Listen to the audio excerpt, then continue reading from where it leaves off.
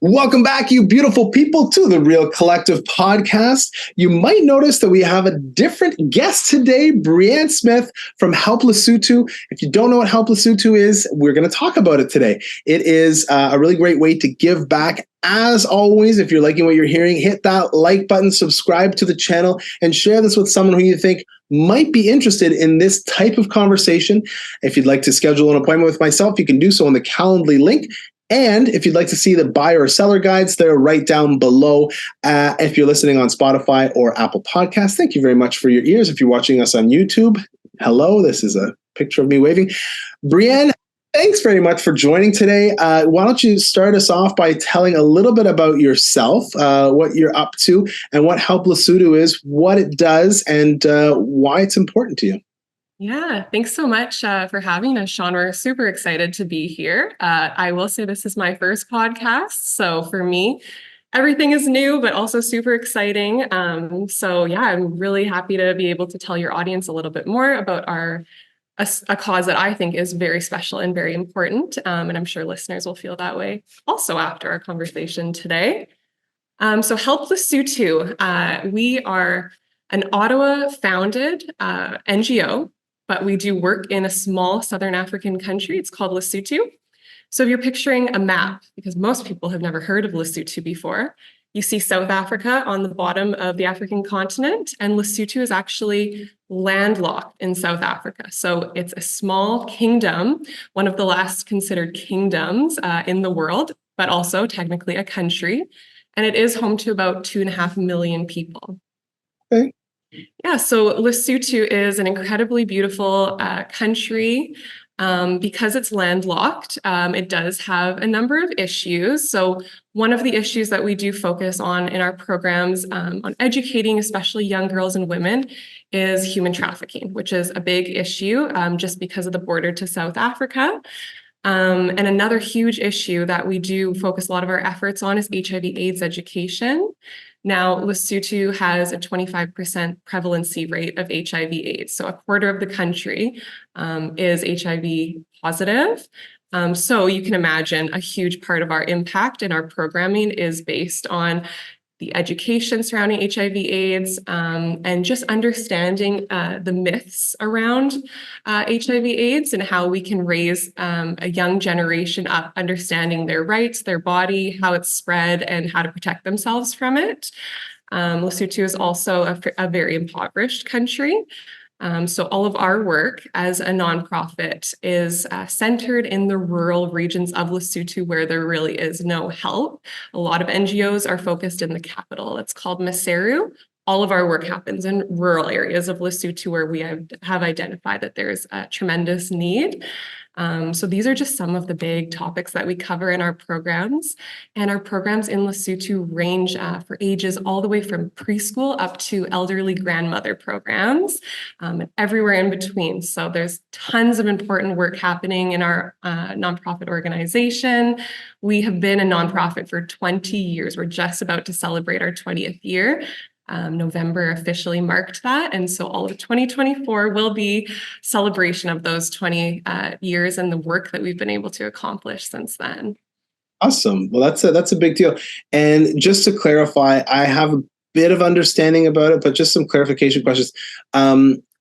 Your main focus is working with women, right? It's working with women in those areas and helping them out, simply because I'm sure if you, like you said, if there's a kingdom, there's probably a king. It's likely very patriarchal, very feudal sort of style of governance, and not a lot of rights for women. I remember one of the talks that one of your colleagues had done with us talked about, like, we need to bring sanitary products to these young women because they didn't have them. They didn't, like you said, the education piece.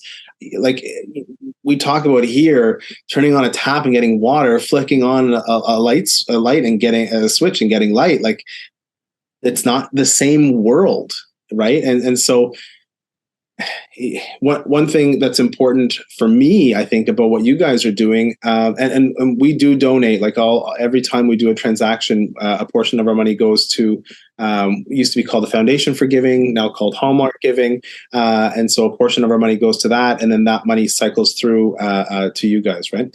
So we definitely are super supportive. And for me, what's important is because of the level of poverty there, I feel as though my donations go a lot further, right? Like they've got a lot more legs that can actually impact a lot more people more profoundly than they could here. And there's a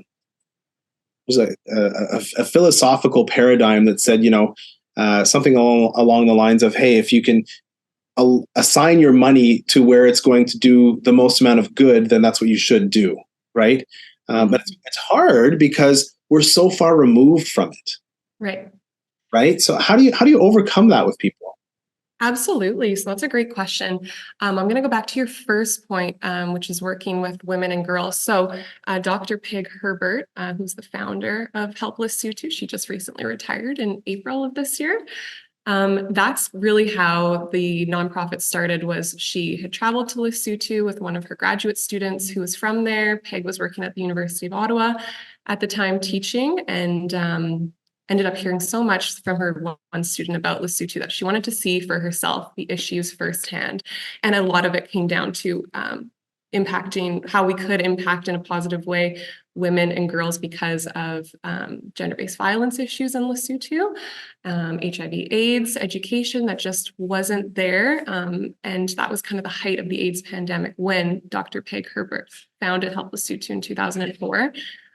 So since then, honestly, our programs have grown so much. So there's always a focus on how it goes back to helping women and girls, but that's through education for everyone. So a lot of our programs are actually for boys and men now, because we want to raise that generation of boys and men to understand women's rights, respect women, and be able to uphold those rights in their schools and communities so that message is spread. We want to be able to, a nonprofit's end goal is to be able to one day hopefully back away, because there's been so much support and impact that's happened that through generations it's going to continue that way. So yeah, it really does come from, yes, we support women and girls in a number of ways, but we do that through entire communities as a whole. And now I'll go to your second point, which was how we can kind of why people would care in Canada, because obviously there is such a need to support Canadian charities. Of course, there's incredible work happening in our country that is impacting people in Canada. But there is incredible work that is happening everywhere. And we so believe in the work that is happening in Lesotho because we're seeing the change of it. Now we are the longest nonprofit that has ever been operating in Lesotho, so 20 years. And we're starting to really see the turnaround of those programs. That's through interviews with our beneficiaries who, grew up in our child sponsorship program, all went through high school, were supported by a donor in Canada or the States, and now is raising their family, doing incredible things, went on to maybe post-secondary education, are change makers in their community, leaders in their community. And we're at that point where we're seeing the turnover and how they're raising their families with the same skills that they were able to pick up in our program.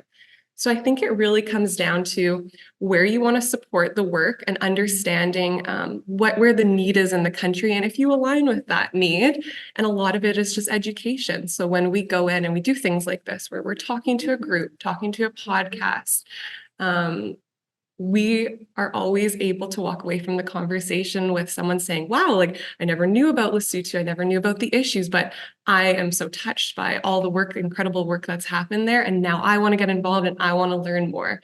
It's just to kind of get excited or to get people excited about the cause and wanting to support. But of course, there's so many charities right around the globe, and it's so hard to choose.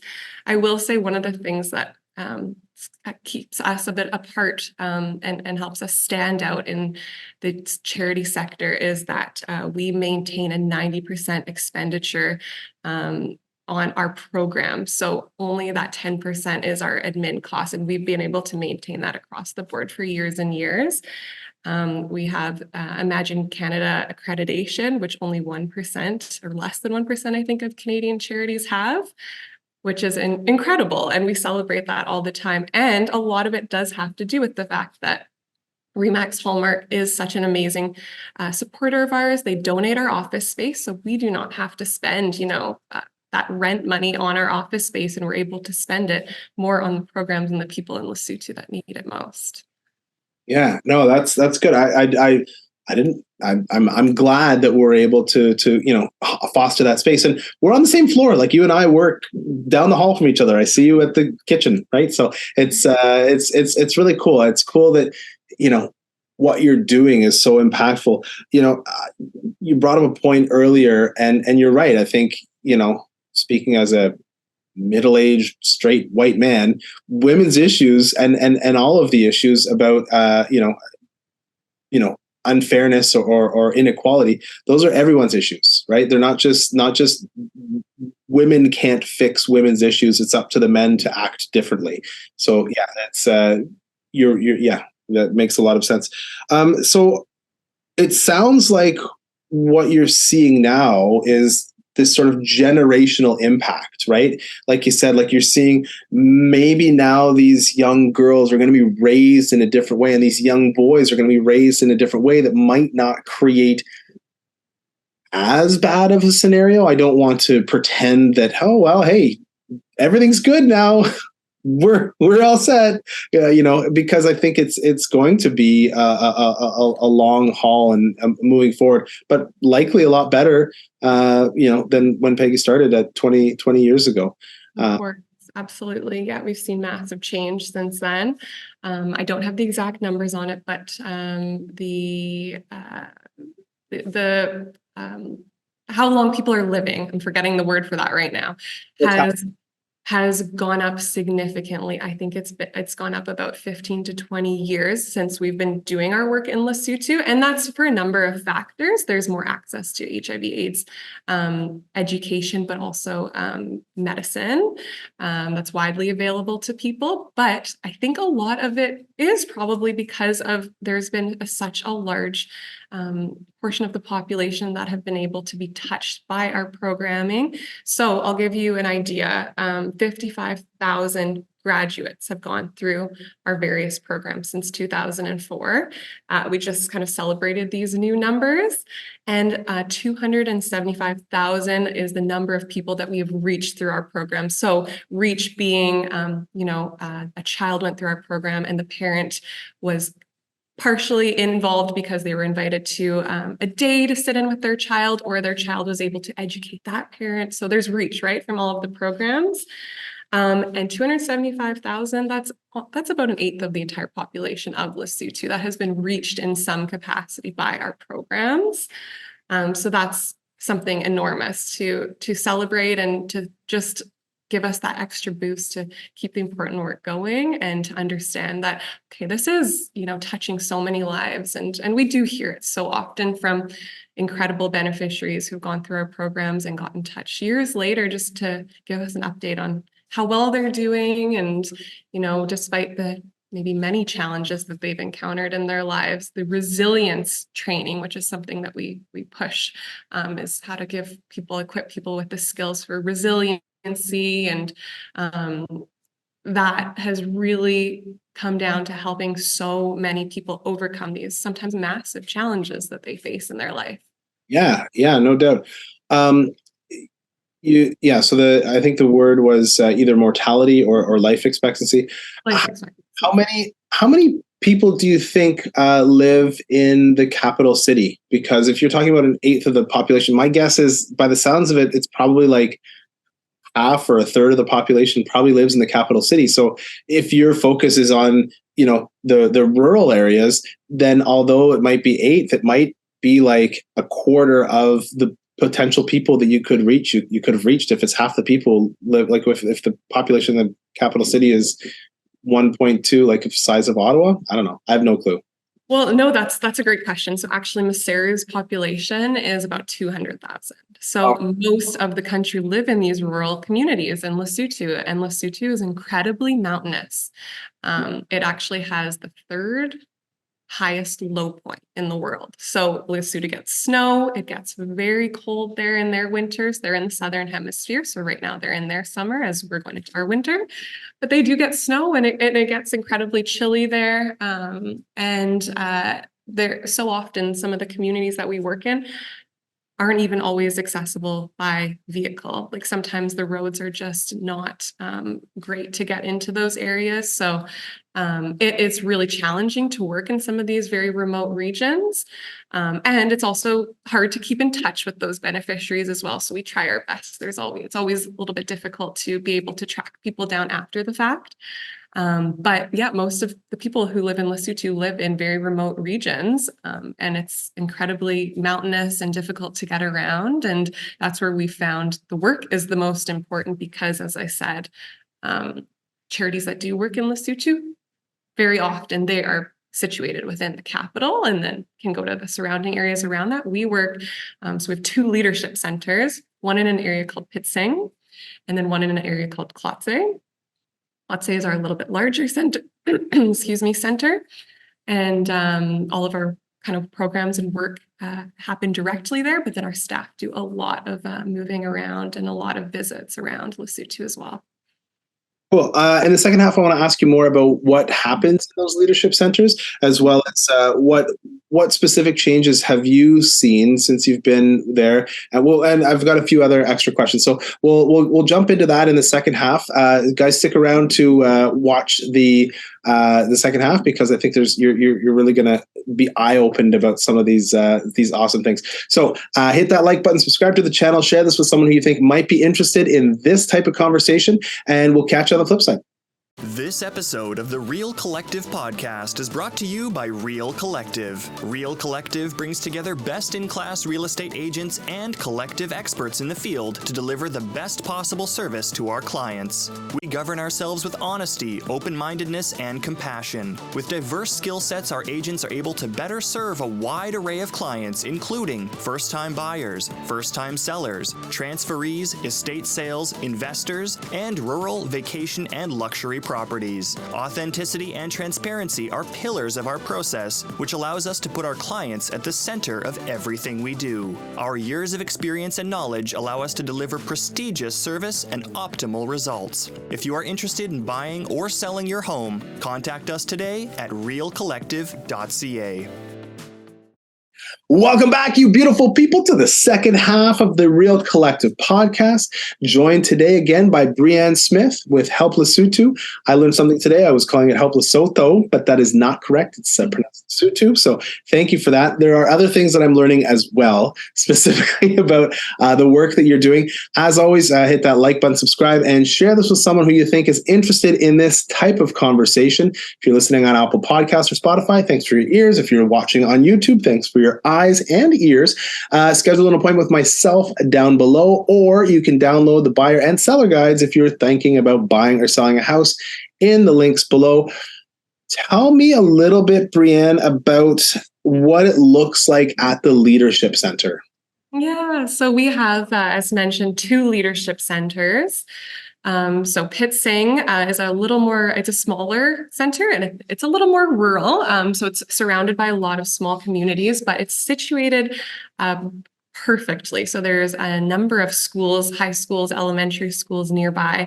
So the kids often come to our centers after school. And we just built a beautiful new library on the property. That was a huge project of ours that officially wrapped up in 2023. We opened our doors. We celebrated that earlier this year.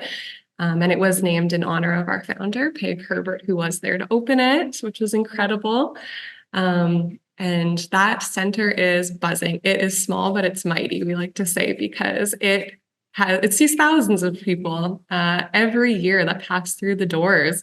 So we run a number of our programs through the center, whether it's we use the indoor space, the outdoor space. We have fun and game competitions set up all the time for kids.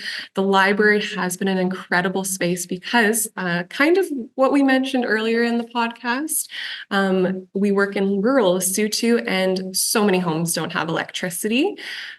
So, kids go home and then it gets dark and they have no ability to work on their schoolwork, or, they have various house chores to do and things like that. So when they come to our center, they have light, they have electricity, they can browse our computers if they need to, get information for their homework that way. But then we also have incredible resources in our library, and we always are running different tutoring programs and things like that. So there's always a lot of help for students that come to our libraries.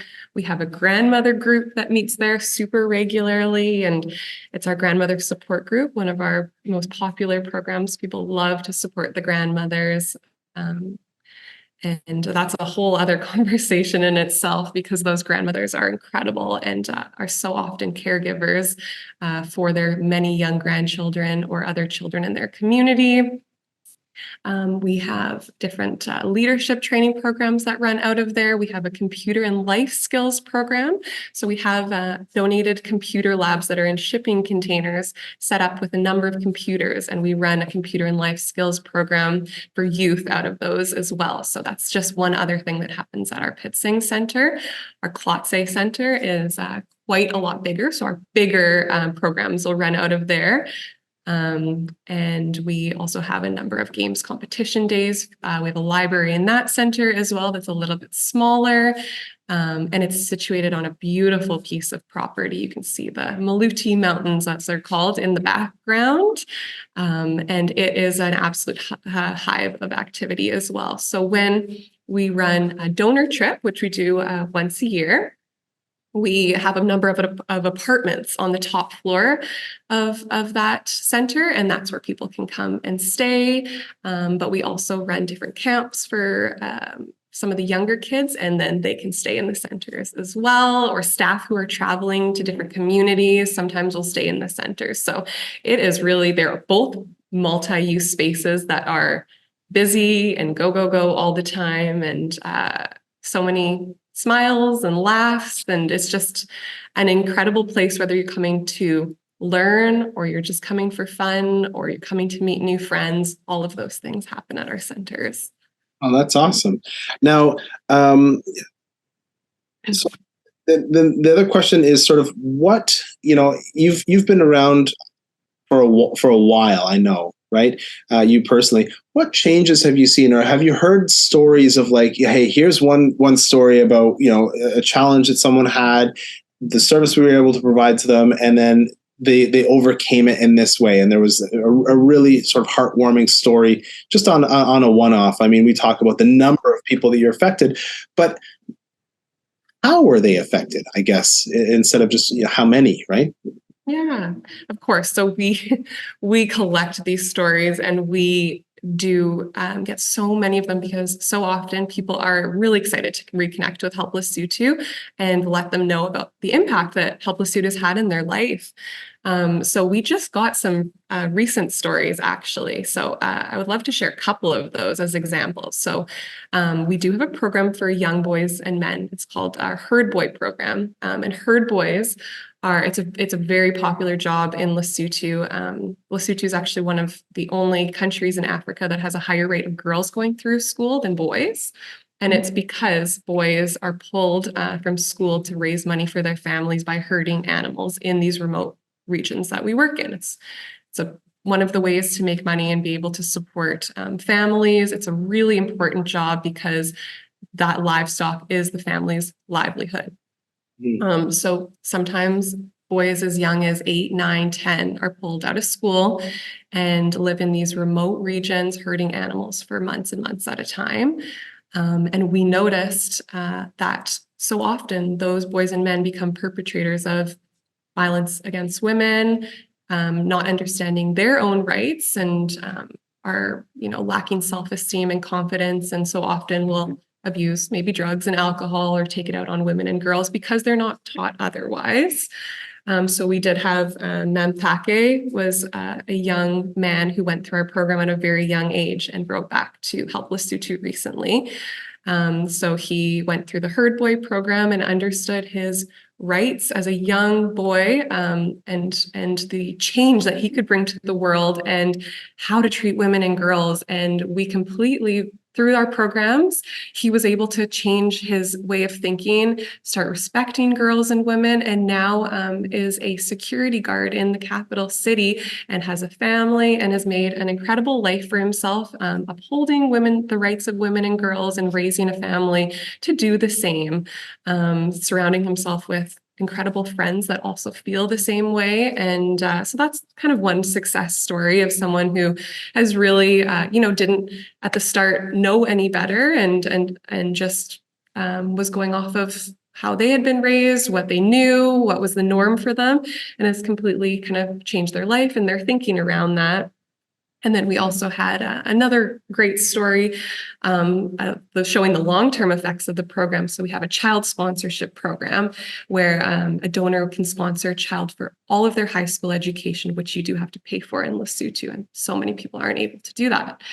And this one young woman, she went through the program, and now she went on to university, and she owns her own shop and is doing incredibly well. And she says so much of that is in thanks and in part to what the life lessons she learned in Help Lesotho, the resiliency training, the mental health support she was able to receive, that has really brought her to this position. And we're so incredibly happy to always hear these stories of change, and that's why we do the work, right? It's so great to be able to share with our donors and just to have that kind of understanding of, okay, there are real serious long-term effects of these programs. Yeah, that's awesome.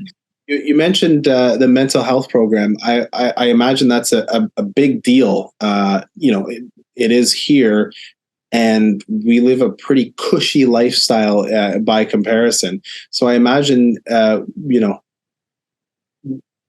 Mm-hmm. if it's important here, it's super important there, right? Absolutely. So all of our programs, every single program that we run has a mental health support aspect to it. So mental health support training, and it's something that Dr. Peg Herbert has implemented from the start. That's her background. So she understood the need to bring in that sort of resiliency mental health training to the programs. So often, because of the HIV/AIDS pandemic, gender-based violence, there's so much. Everyone has gone through their individual trauma and experienced loss in some capacity, and understanding how you are able to work through that loss or that trauma or that tragedy with someone and support them to be mentally strong and resilient, and kind of use those opportunities to understand their own thinking and the process in which you go about actually understanding your grief and working through it. That's a huge piece of our work. So every single program has that aspect to it. And before Dr. Peg Herbert retired, and it's something she's still working on, we have a training site that's set up for our staff in Losotho, and it's psychosocial support training. So we have a number of online programs that our staff do go through just to be up to date on how to address certain situations and work through that. But also they are counselors in a sense that are hearing these stories of tragedy and trauma and grief all the time. So how they work through that as employees as well is super, super important, and how they're able to support themselves and one another. So it's something that we're always looking at. How can we expand this training in some sort of way, and how can we get more support for this training? So definitely more to come on that in the future of Help Lesotho, but has been there since the start and is something that is so vitally important for each one of our programs. Yeah, and like you say, sort of caring for the caregiver is important too, right? Of course. So you mentioned donor trips. How I feel like that's like the pinnacle of people. And you also mentioned people donating or sponsoring a child as they grow up. What are the different ways that people can support the awesome work that you're doing, and maybe some of some of those might not be accessible to everybody. So what are the other ways that sort of, someone might start or have a little bit extra to give? What are the different ways that you're looking for support from the community? Of course. Yeah. So definitely the donorship is on one end of the spectrum.